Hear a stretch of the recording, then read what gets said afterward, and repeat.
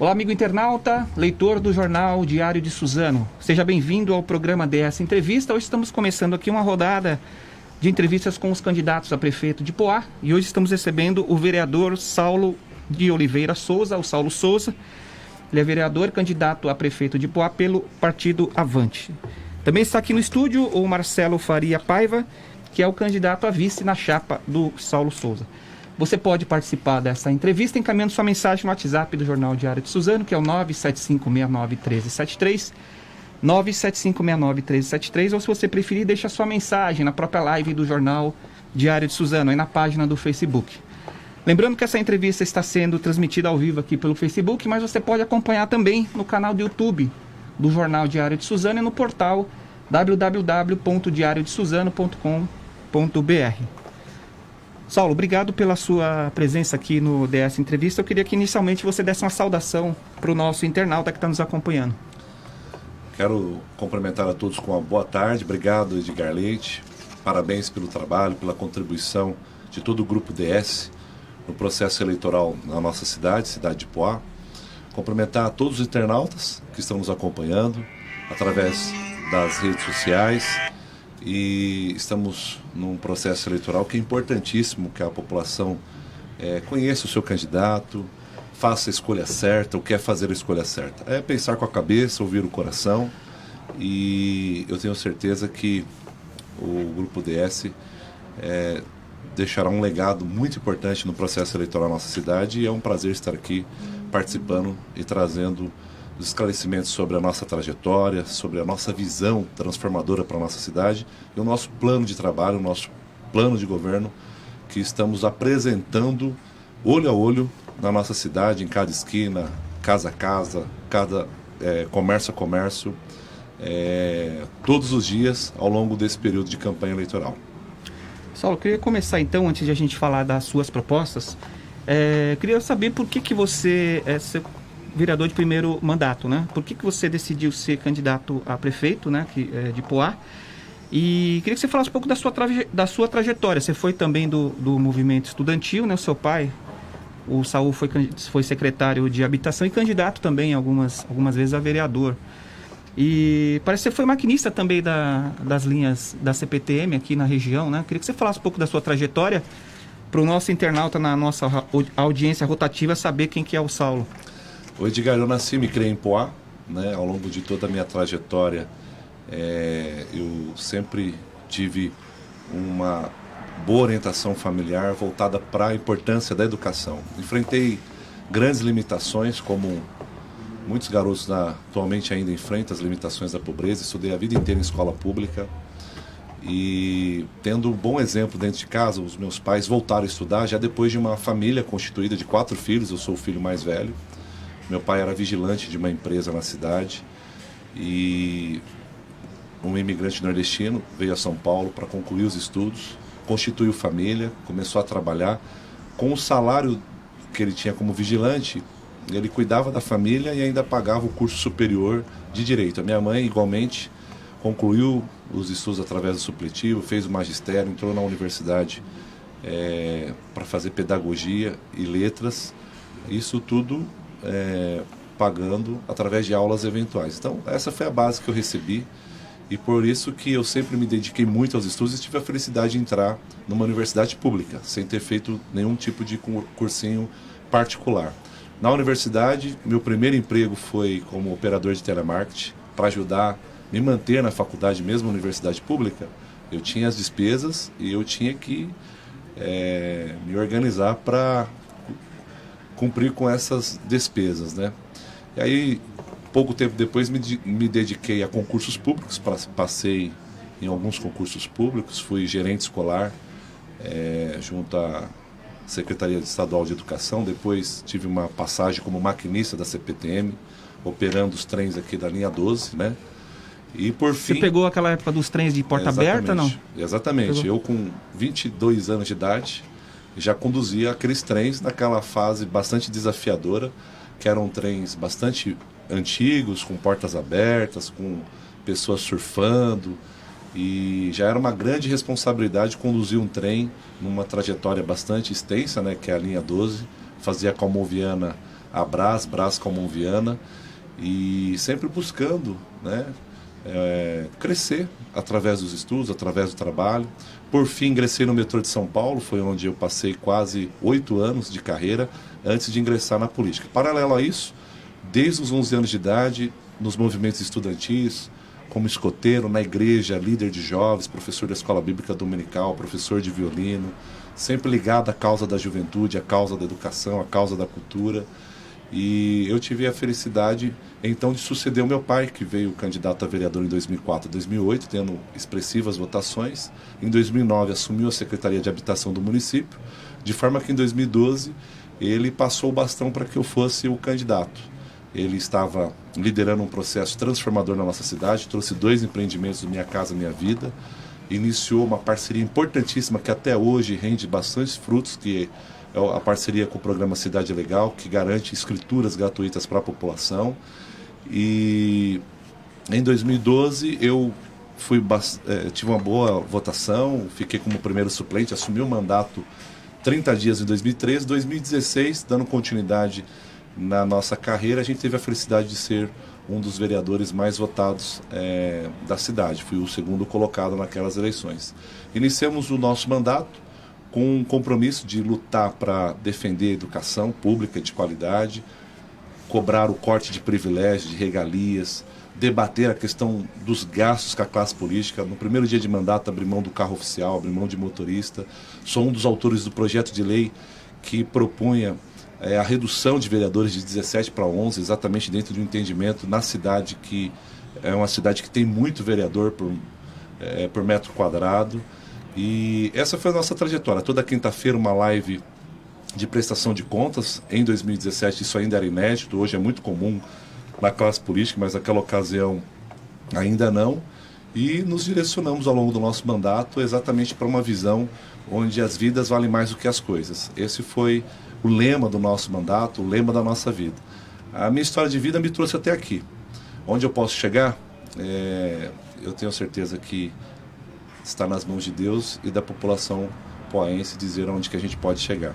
Ô Saulo, a gente está ao vivo aqui, a nossa audiência rotativa. Eu queria que você viesse um pouquinho mais para sua direita aqui, ó. Para você tá um pouquinho de lado na câmera. Isso. Melhorou? Pouquinho mais ainda. Isso. Joia, aí tá melhor. Bom, você falou da educação aí na sua introdução, e em Poá você é conhecido como o vereador de porta de escola, né? Eu queria que você falasse um pouco por que você tem por que as pessoas te conhecem assim, o que você, aproveitando aí a ocasião, né? O que você pode sugerir de projetos para a educação, já que você acabou de falar que é uma das prioridades aí dos seus projetos. Ô Edgar, para muitas pessoas a escola ela só é uma parte da sua vida, né? Para muitas crianças, muitos alunos, a escola é só apenas uma parte. Como eu enfrentei muitas limitações da pobreza, e a escola, ela, para mim, não era apenas uma parte da minha vida. A escola era muita coisa, era praticamente tudo que eu tinha. A refeição mais importante que eu fazia era a merenda escolar, né? E de forma que hoje, ainda na nossa cidade, para a maioria dos alunos, a escola é tudo que ela tem. Por isso que eu me comprometi, tanto na época da campanha eleitoral, em conversar com muitas mães na porta de escola, exatamente para me comprometer de ser um vereador fiscalizador, um vereador propositivo, um vereador que iria defender a escola pública na cidade, que iria defender as oportunidades para a nossa criança, para o nosso adolescente, para o nosso jovem. No meu mandato não foi diferente. Eu me coloquei como um vereador de porta de escola. Então era na entrada dos alunos, na saída dos alunos, em contato com os diretores de escola, com os professores, com um quadro de apoio, que também é importantíssimo. Então foi nessa caminhada porta a porta de escola que a gente foi acertando muito no nosso mandato. Eu tenho um lema que eu levo para a minha vida que diz o seguinte: olha, cada vez mais perto do povo, mais longe do erro.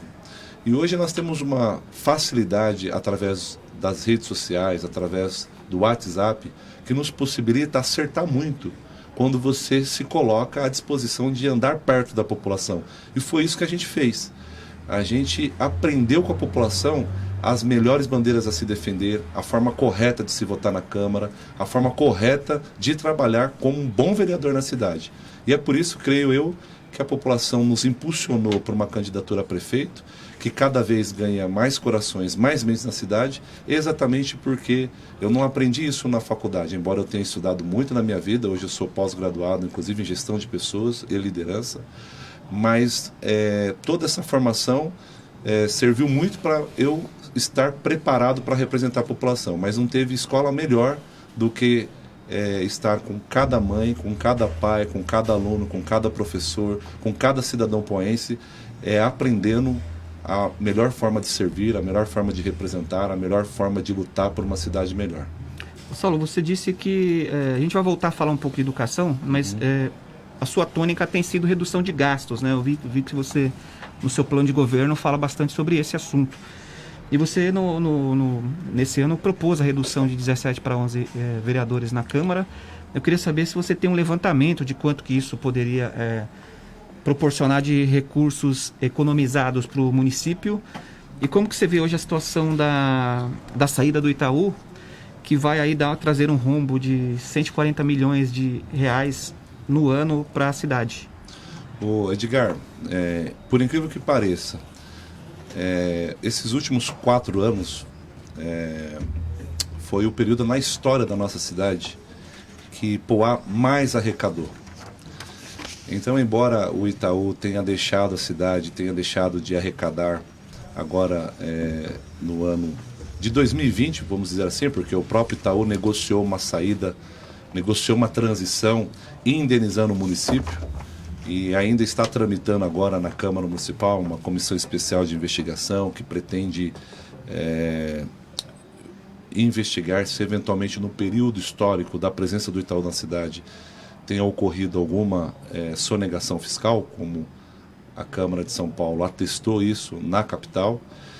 A gente acredita que, na verdade, essa perda de arrecadação que vamos sentir de forma mais agressiva a partir do ano que vem, ela, se você fizer a lição de casa, se você gastar menos com os políticos, se você respeitar mais o dinheiro público, se você combater desperdícios, desvios, cortar os privilégios, as regalias, o município tem condição de se reorganizar para garantir a boa prestação de serviço. Infelizmente, o que a gente viu ao longo do mandato lá na Câmara, fiscalizando o Executivo, é que quando falava-se de cortar, pensava-se, por exemplo, em fechar a pediatria da cidade, a única pediatria do município.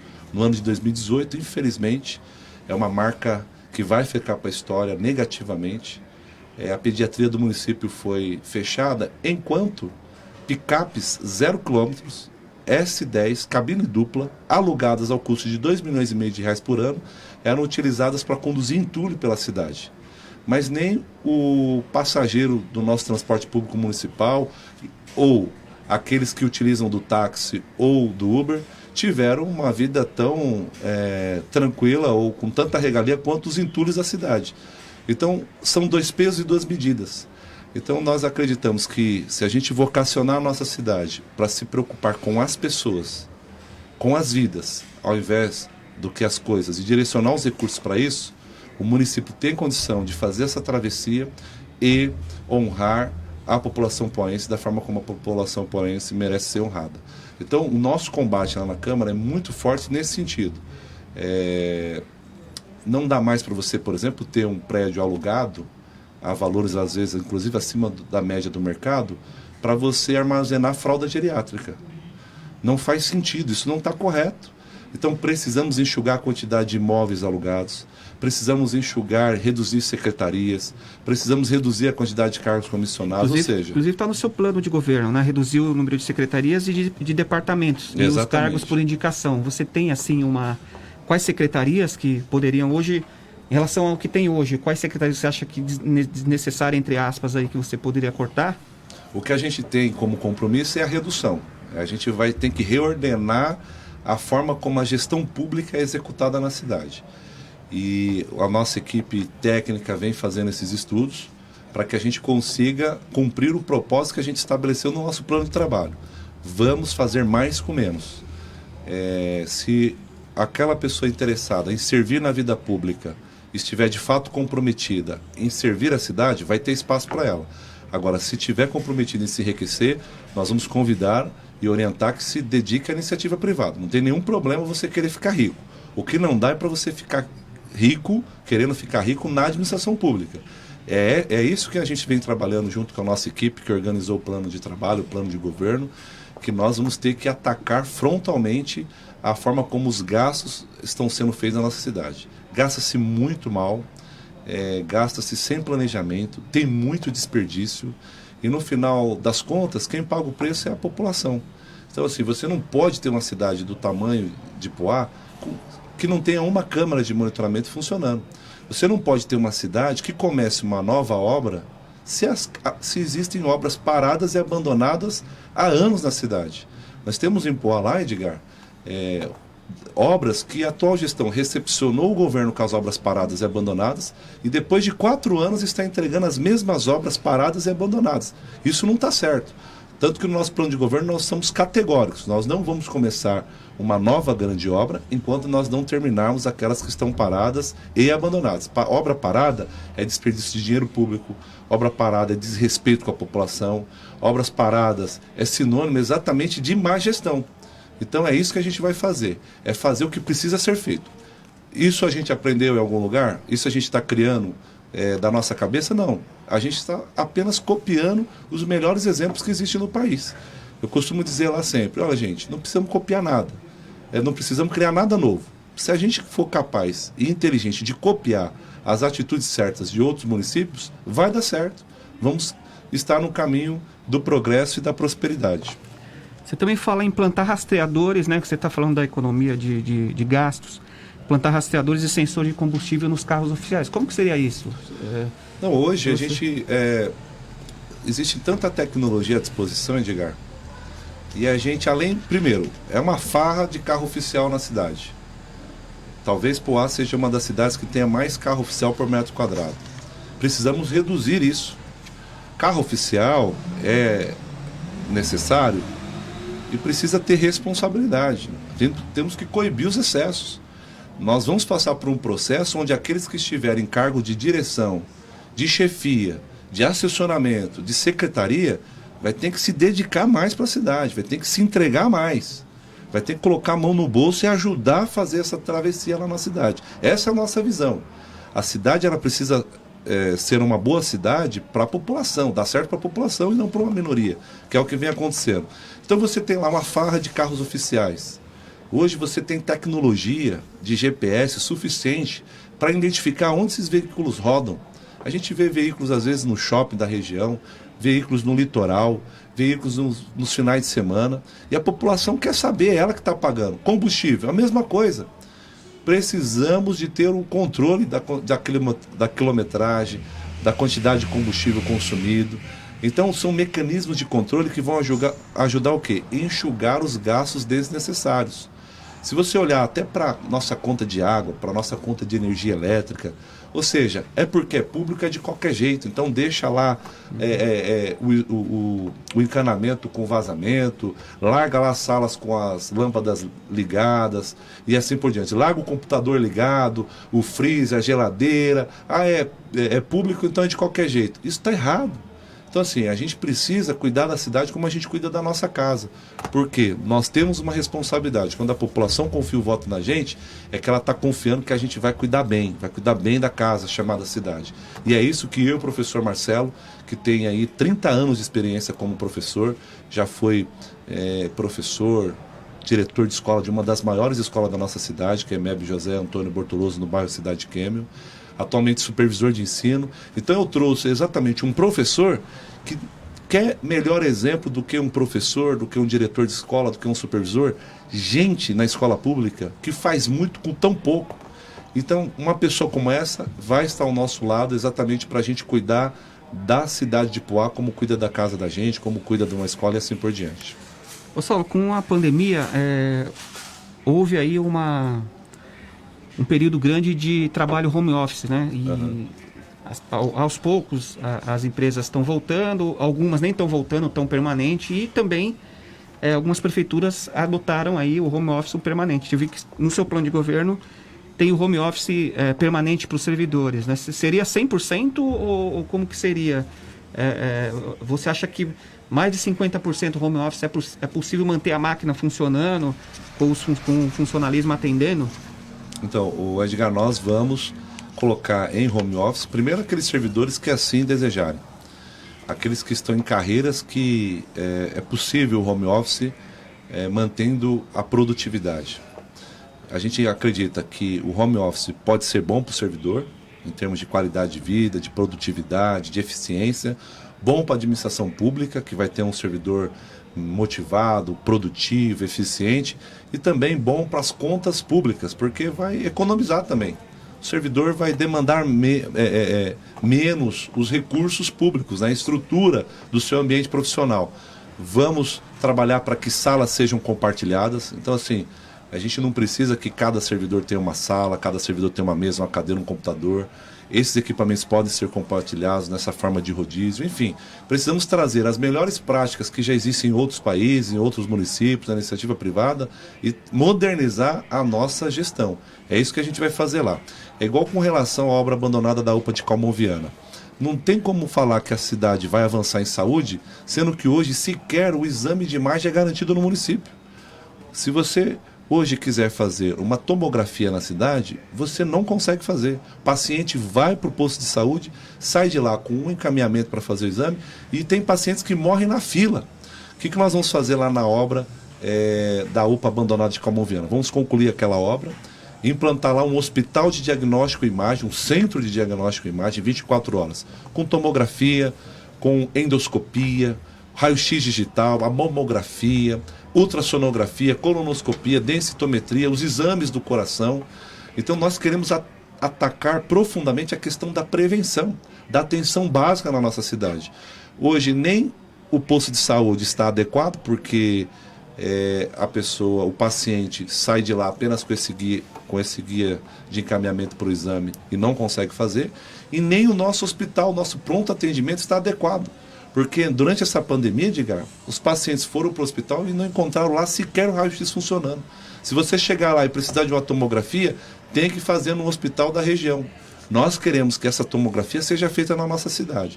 Então nós vamos cuidar das pessoas. Para isso eu preciso de dinheiro. Eu não vou aumentar impostos. Então eu preciso fazer o quê? Com a bancada do Avante lá na Câmara Municipal, temos um grupo, um time de vereadores e vereadoras comprometidos com esses ideais. Vamos trabalhar para gastar menos com os políticos, cortando privilégios, regalias, os desperdícios, combatendo os desvios, para a gente ter recursos para criar oportunidades na cidade e cuidar das pessoas. E saúde é uma das maiores dores que a população poense tem lá na nossa cidade.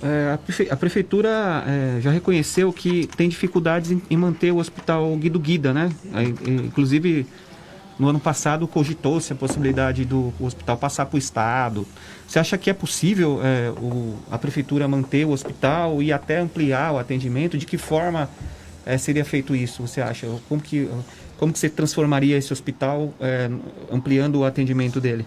Edgar, a gente precisa chamar a responsabilidade, o governo federal, o governo estadual, para que fortaleça na gestão do nosso Hospital do Medina. Realmente é muito recurso público local que é destinado para o hospital, e o hospital não vem produzindo o resultado que a população espera. A gente precisa atender não apenas Poá, sendo um pronto atendimento, acaba atendendo municípios da região também. Então, de forma que a participação do Estado e do governo federal no custeio do nosso hospital é importantíssima. Agora, precisamos gastar melhor esse recurso. A gente vê que o dinheiro é mal empregado, né? Então a gente precisa reorganizar as contas, verificar eventuais excessos, má gestão do dinheiro público, renegociar os contratos com fornecedores e prestadores de serviços, ou seja, ter um hospital que a gente pague realmente o que ele merece, mas que ele funcione. O que a gente não pode ter é um hospital que não funciona. Um hospital que você vai lá e você sequer consegue fazer um raio-x, sequer consegue a medicação adequada. Temos bons profissionais lá no Hospital Medina, pessoas vocacionadas, que a despeito de todas as dificuldades, estão na ponta buscando fazer o seu papel. Então nós temos que trabalhar com esse olhar, colocar as coisas no seu devido lugar. Quem trabalha, quem se dedica, quem é vocacionado, ter o respeito, ter a valorização devida, ter o aperfeiçoamento, e eventuais pessoas ou contratos que estejam em desacordo com aquilo que é o coerente, que é o eficiente, que é o produtivo, a gente vai precisar reordenar. Eu queria sua opinião sobre a questão das ações. As prefeituras tiveram, como o Brasil inteiro, dificuldades em relação às ações de combate à Covid. E o comércio aos poucos foi abrindo aí de acordo com os critérios adotados pelo governo do estado. Eu queria saber a sua opinião sobre as ações que foram implementadas em Poá. Se você faria alguma coisa diferente em relação às ações de combate ao coronavírus. Ô Edgar, quando você traz esse tema aqui para o debate, e as pessoas que estão me acompanhando, elas sabem do quanto que eu fico profundamente indignado com tudo que se sucedeu. O nosso município é um dos municípios apontados pelo Tribunal de Contas que de todo o volume de recursos do Covid-19 utilizou 99% sem licitação, com dispensa de licitação. Fomos até pauta em grandes veículos de comunicação. Mas isso não é o mais grave. O mais grave é que o Ministério Público de Contas, através da doutora Renata, apresentou uma denúncia.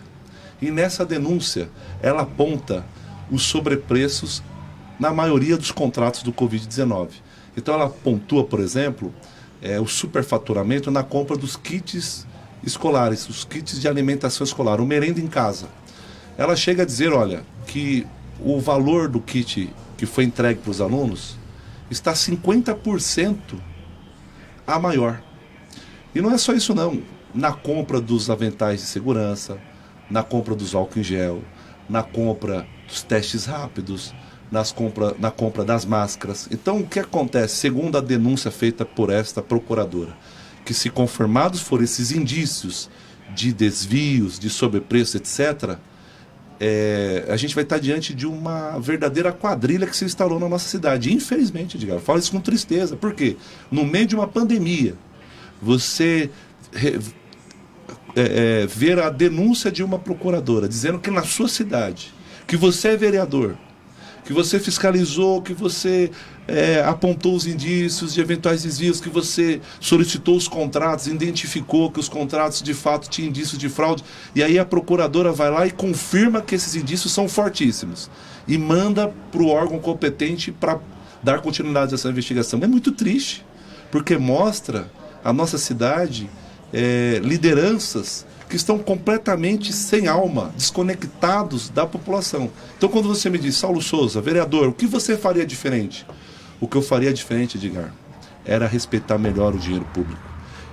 Já que não foi permitido, ou pelo menos tinha a prerrogativa de não precisar fazer licitação em virtude do decreto de calamidade pública, que fizesse, comprasse com o melhor preço, comprasse com a máxima qualidade. A gente enfrentou lá uma luta no início da pandemia, no mês de março, que nós lá na Câmara, um grupo de vereadores, a população também, olha, os alunos estão sem aulas, eles precisam da merenda em casa. E a resposta da prefeitura é o seguinte, olha, os alunos estão de férias, como é que eles fazem para comer nas férias? Você é a favor de voltar às aulas ou não? Nesse ano? Sou contrário. Eu sou contrário porque a gente precisa ter as condições... Só depois da vacina. Exatamente, as condições seguras para esse retorno.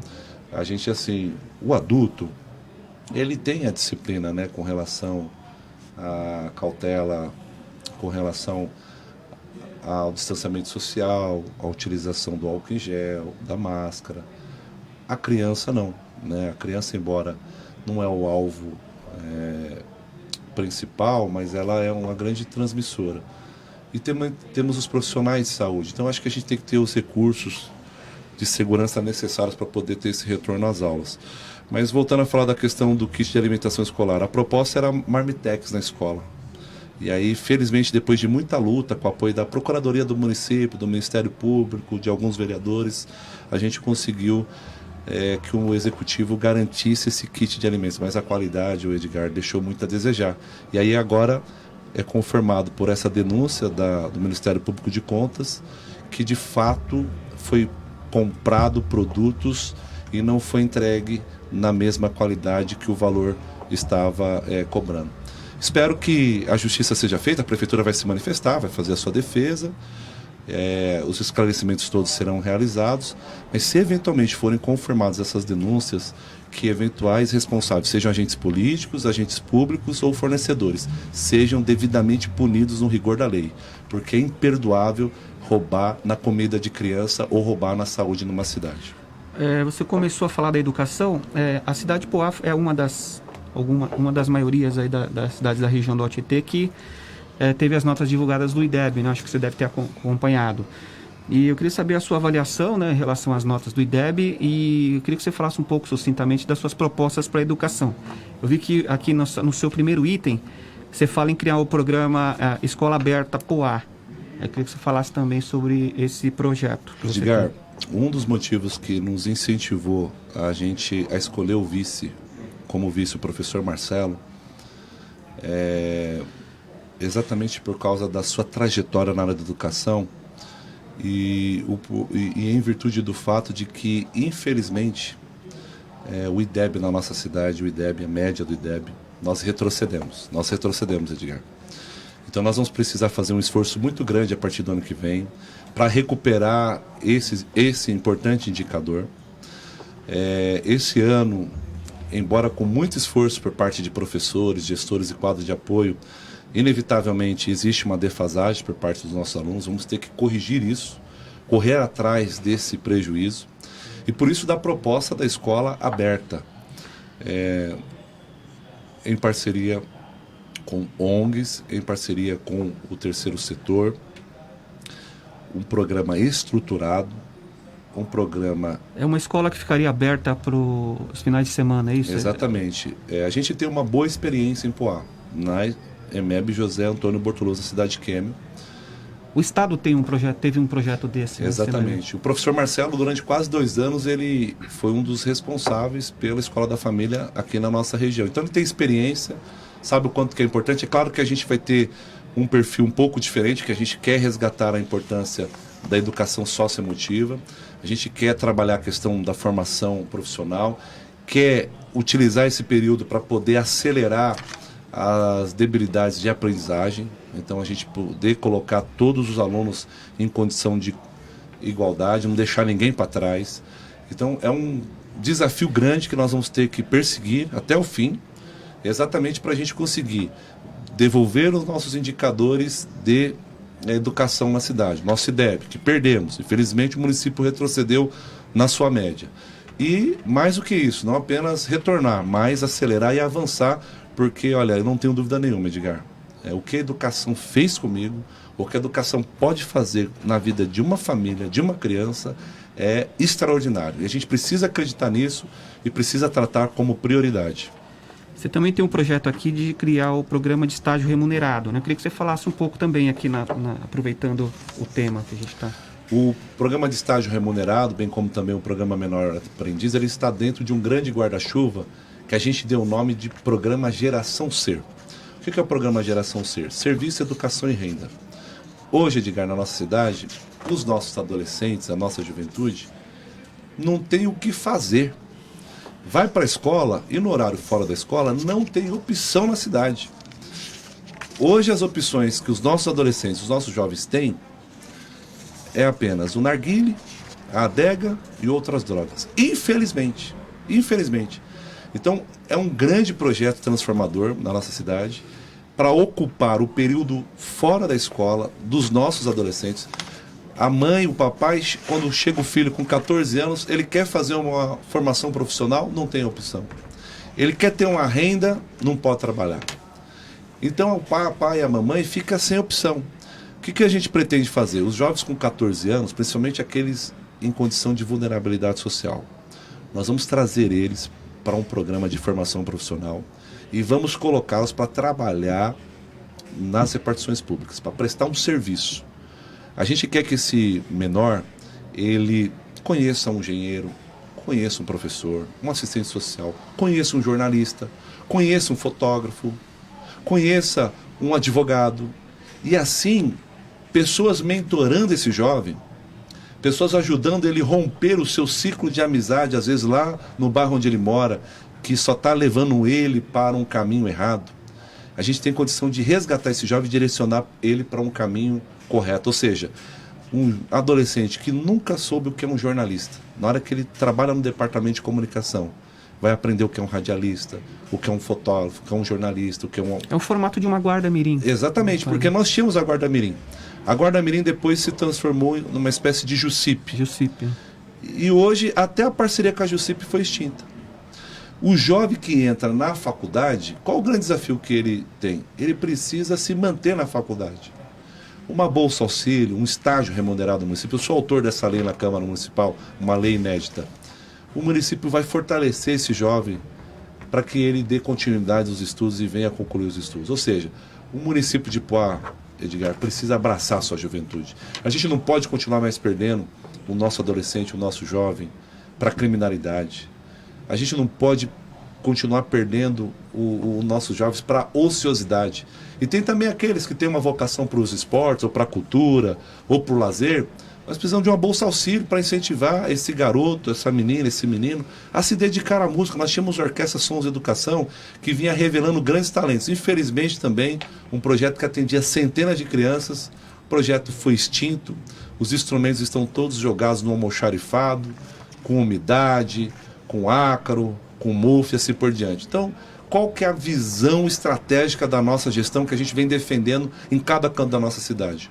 Um governo que não quer falar de concreto mais, não quer falar de mais pedra, de mais obra, não. Um governo que quer falar de pessoas, um governo que quer falar das vidas. Inclusive a vida dos nossos animais de estimação, dos nossos bichos, dos nossos animais em situação de rua. Nós vamos implantar em Poá um centro de castração popular, castração gratuita, que as vidas dos nossos pets também importam. E é isso que a gente vai fazer. Vai cuidar de todas as vidas. Vamos deixar de lado as coisas, deixar de lado a questão material e focar no imaterial. A gente não quer mais uma obra para colocar nossa placa lá de inauguração. A gente quer marcar corações e mentes, porque a gente tem certeza que uma geração forte é uma geração onde a vida é respeitada e as oportunidades são colocadas diante de cada uma delas. O nosso tempo está avançando aqui. Eu queria partir para a segurança pública. A segurança pública é um dever do Estado, né, segundo a Constituição, mas os municípios podem contribuir de alguma forma. Tem as guardas municipais hoje são armadas, né? Existe até projeto na Câmara Federal transformando a nomenclatura da guarda para a Polícia Municipal. Está sendo discutido isso em Brasília. Eu queria saber as suas propostas para a segurança, né?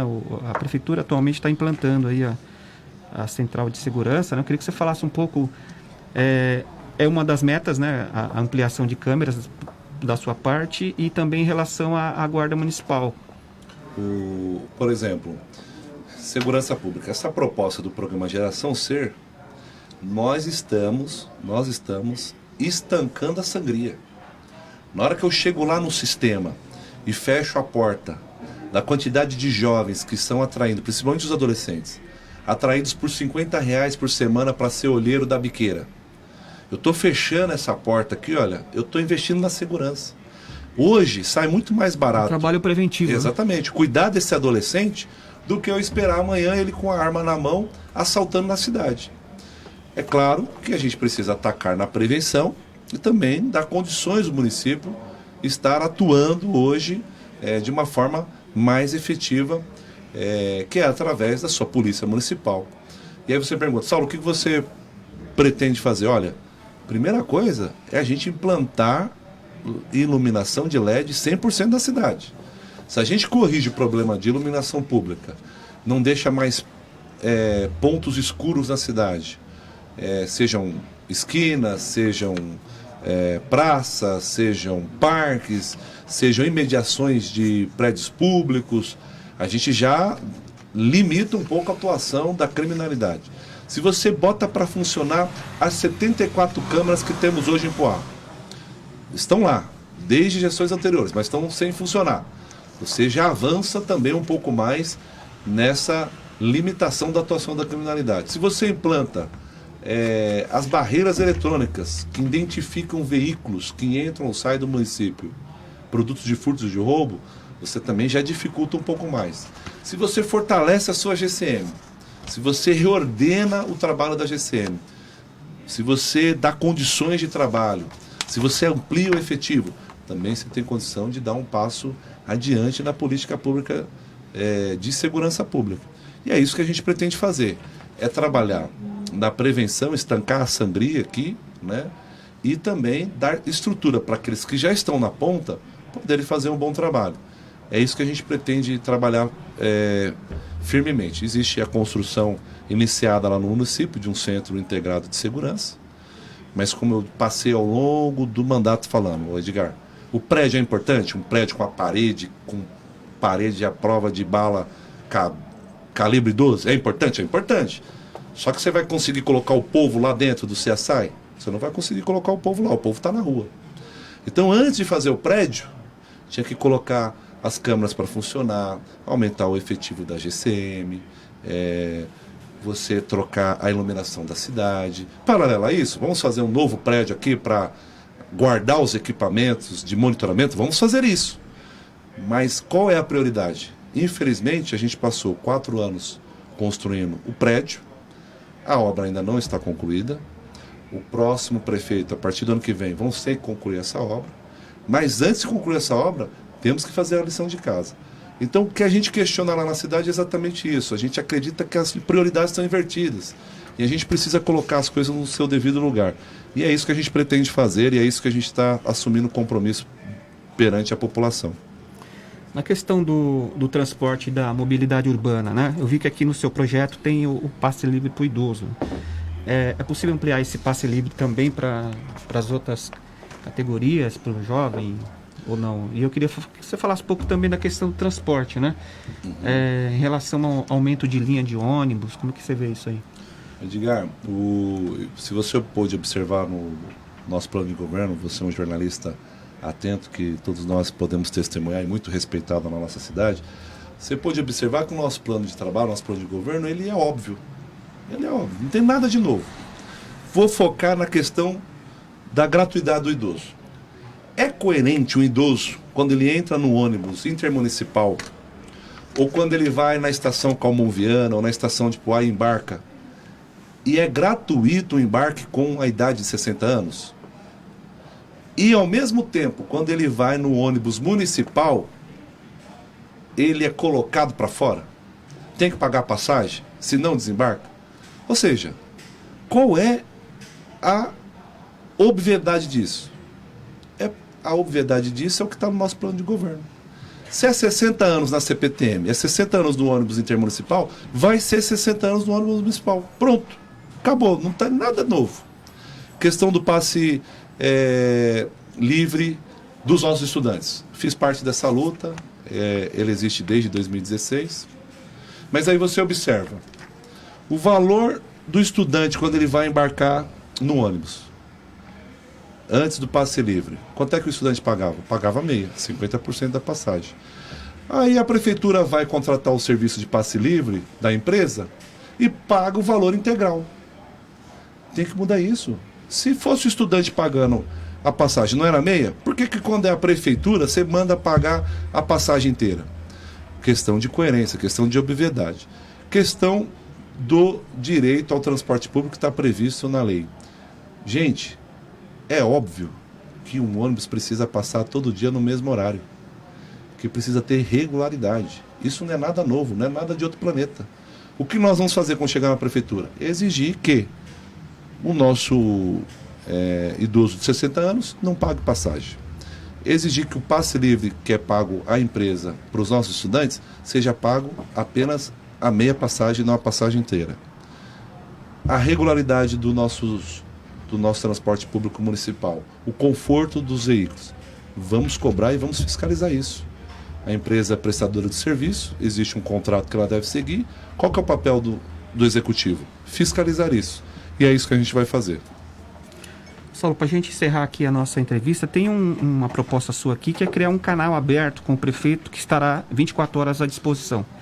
Aí eu queria que você falasse um pouco sobre isso. Esse canal aberto seria o quê? Um telefone? Como que a população hoje, caso você eleito aí o ano que vem, te encontraria facilmente para estar sugerindo, reclamando? O que a gente pretende, Edgar, é assim, é utilizar quantos veículos forem possíveis, seja o telefone, seja o e-mail, seja as redes sociais, seja o WhatsApp, né? Que as pessoas possam entrar em contato com o prefeito da cidade. O que a gente quer é prefeitar. O que é prefeitar? É cuidar da cidade. E para isso a gente não vai medir esforços para fazer o nosso melhor. E assim como foi ao longo do nosso mandato como vereador, a gente quer caminhar próximo das pessoas. Assumindo a prefeitura a partir do ano que vem, vamos enfrentar muita dificuldade mesmo, muita dificuldade. E não tem como enfrentar essas dificuldades se não for com diálogo, com presença, com contato com a população. É o que eu faço como vereador. Tem muita coisa como vereador, Edgar, que eu não consigo fazer. Eu não consegui fazer. Mas eu sempre fui um vereador, o primeiro a chegar para a pessoa e dizer, olha, não posso fazer. O motivo pelo que eu não posso fazer é esse. É disso que a população precisa. A população não está querendo nenhum santo milagroso. A população não está querendo nenhum super-homem. A população não está querendo ninguém de outro planeta.